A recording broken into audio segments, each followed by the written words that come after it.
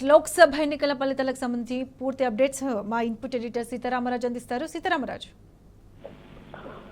ప్రతిష లోక్సభ ఎన్నికల ఫలితాలకు సంబంధించిన ప్రక్రియ తుది దశకు చేరుతున్న పరిస్థితి స్పష్టంగా కనిపిస్తోంది. ఈ రోజు ఉదయం 8 గంటలకు ప్రారంభమైన కౌంటింగ్ ప్రక్రియ దాదాపు ముగుస్తోంది. ప్రస్తుతం ఎన్డీఏ ఏదైతే 400 సీట్లు సాధిస్తామని ఎన్నికల ప్రచారం సందర్భంగా చెప్పిందో ఆ ఎన్డీఏ ప్రస్తుతం 297 స్థానాలకు ప్రస్తుతం ఆధిక్యంలో కొనసాగుతున్న పరిస్థితి.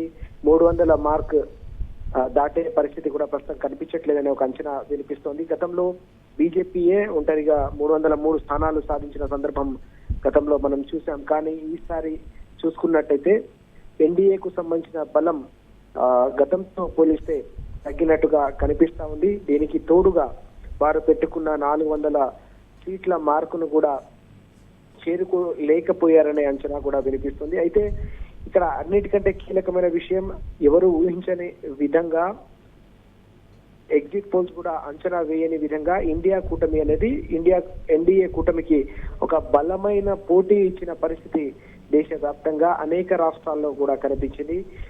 ఎన్డీఏ దాదాపు 300 స్థానాల వరకు చేరుకునే అవకాశం ఉంటే ఇండియా కూటమి దాదాపు 230 స్థానాల వరకు ఆధిక్యంలో కొనసాగడం అనేది కూడా ఒక కీలకమైన పరిణామంగా మనం భావించాల్సిన అవసరం ఉంది.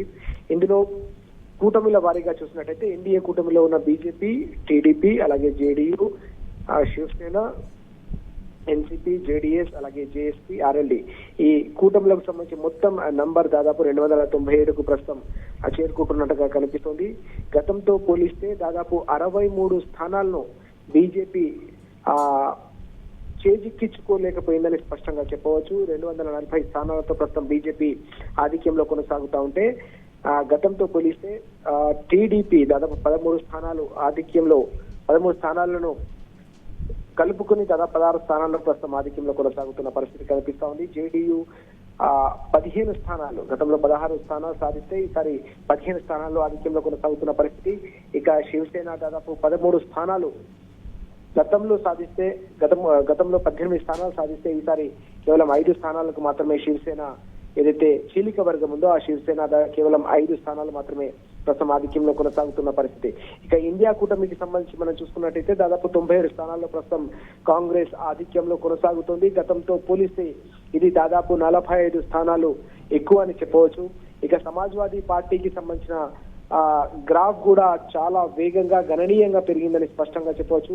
ఉత్తరప్రదేశ్ లో ఈసారి కాంగ్రెస్ కూటమి ఏకంగా బీజేపీకి గట్టి పోటీ ఇవ్వడంతో బీజేపీ పెట్టుకున్న ఆశలు నీరుగారాయి. అన్నిటికంటే ముఖ్యంగా యూపీ విషయంలో మాత్రం వారికి ఎదురు దెబ్బ తగిలిందని స్పష్టంగా చెప్పవచ్చు.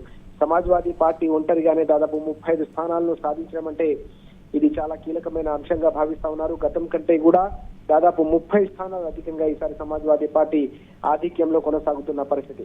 ఇక డిఎంకే కూడా దాదాపు 21 స్థానాల్లో ప్రస్తుతం ఆధిక్యంలో కొనసాగుతుంది. గతంలో పోలిస్తే ఇది 3 స్థానాలు తక్కువ, కానీ ఆ నంబర్ కూడా ప్రస్తుతం 21 స్థానాల వద్ద ప్రస్తుతం కొనసాగుతున్న పరిస్థితి స్పష్టంగా మనకు కనిపిస్తా ఉంది.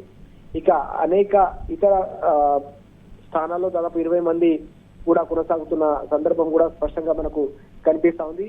అన్నిటికంటే ముఖ్యంగా చూసుకున్నట్టయితే యూపీకి సంబంధించిన ఫలితం మాత్రం అందరినీ ఆశ్చర్యానికి గురి చేసిందని స్పష్టంగా చెప్పవచ్చు. ఉత్తరప్రదేశ్ లో గతంతో పోలిస్తే బీజేపీ కూటమి దాదాపు 37 స్థానాల్లో ఆధిక్యంలో ఉంటే ఇండియా అలయన్స్ ఏకంగా 42కు పైగా స్థానాల్లో ఆధిక్యంలో ఉండడం అనేది ఇక్కడ కీలకమైన మార్క్ గా మనం చెప్పవచ్చు.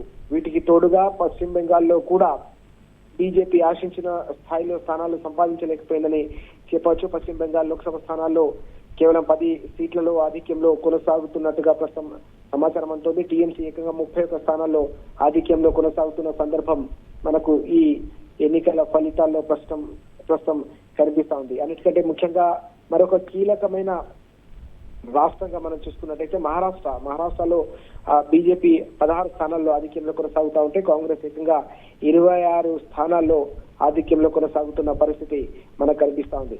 పశ్చిమ బెంగాల్ లో చూసినట్టయితే తృణమూల్ కాంగ్రెస్ 26 స్థానాల్లో ఆధిక్యంలో ఉంటే బీజేపీ కేవలం 11 స్థానాల్లో ఆధిక్యంలో ఉన్న పరిస్థితి స్పష్టంగా మనకు కనిపిస్తా ఉంది. ఇక కర్ణాటకకు సంబంధించి మాత్రం కర్ణాటకలో బీజేపీ హవా కొనసాగిందని చెప్పవచ్చు. కాంగ్రెస్ అధికారంలో ఉన్నప్పటికీ బీజేపీ దాదాపు 19 స్థానాలు గెలుపొందడం, కాంగ్రెస్ 9 స్థానాలకు మాత్రమే పరిమితం కావడం అనేది కాంగ్రెస్ కూటమికి, కాంగ్రెస్ పార్టీకి ఒక ఎదురు దెబ్బగా మనం అంచనా వేయాల్సిన అవసరం కనిపిస్తుంది. ఆంధ్రప్రదేశ్ విషయాన్ని చూసుకుంటే తెలుగుదేశం పార్టీ 16 స్థానాల్లో, వైకాపా 4 స్థానాల్లో, జనసేన 2, అలాగే బీజేపీ 3 స్థానాల్లో ఆధిక్యంలో ఉన్నట్టుగా ప్రస్తుతం అక్కడి నుంచి కూడా సమాచారం అందుతున్న పరిస్థితి మనకు కనిపిస్తా ఉంది. మొత్తం మీద ఆ ఆధిక్యాలు ఇప్పటి వరకు బీజేపీకి సంబంధించిన కూటమి చూసుకున్నట్టయితే 195కు పైగా స్థానాల్లో ఆధిక్యం ఉంటే, కాంగ్రెస్ కూటమి 138 స్థానాల్లో ఆధిక్యంలో ఉన్నట్టుగా కనిపిస్తా ఉంది. తుది ఫలితాలు మరి కాసేపట్లో అధికారికంగా వెల్లడి కాబోతున్నాయి. ప్రత్యూష, మొత్తం మీద బీజేపీ ఏదైతే మరింత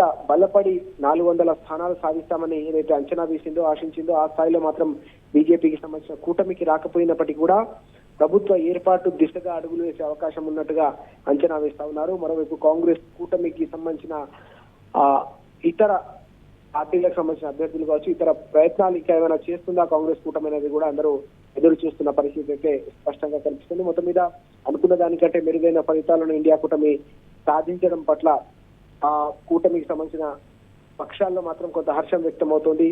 మ్యాజిక్ ఫిగర్ ను చేరుకునే అవకాశం లేనప్పటికీ కూడా ఆశించిన స్థాయి కంటే కూడా ఒక బలమైన పోటీ ఇచ్చామన్న ఒక విశ్వాసం మాత్రం ఆ శ్రేణుల్లో ఆయా పార్టీలకు సంబంధించిన వర్గాల్లో వ్యక్తమవుతున్న పరిస్థితి కనిపిస్తా ఉంది. ప్రత్యూష.